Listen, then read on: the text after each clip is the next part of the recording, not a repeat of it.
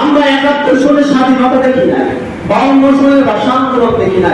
তবে পরবর্তী সময় যদি বাইচা থাকি, আমাদের সন্তান নাতিপুতিদেরকে বলতে পারবো 2024 সালে আমরা কুঠার আন্দোলন দেখেছিলাম, যে ভাষার জন্য আমার ভাইরা জীবন দিয়েছিল।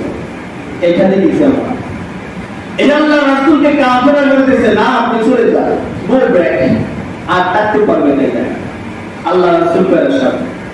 ওইদিকে রাসূল সাল্লাল্লাহু আলাইহি ওয়াসাল্লাম তার সাহাবী হযরত উসমানকে বলছেন, উসমান তুমি যাও, তুমি মক্কায় যাও, গিয়া এই যে যারা আছে মক্কার প্রতিনিধি তাদেরকে গিয়া বলো এই আমাদেরকে যেন দেয়, আমরা উমরা করে চলে যাব। কারণ রাসূলের বিশ্বাস উসমান রাদিয়াল্লাহু তাআলা সম্পদ ছিল অনেক, উসমান গনি যাকে বলা হয়।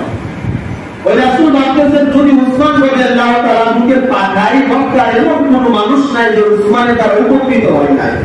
ব্যবসা টাকা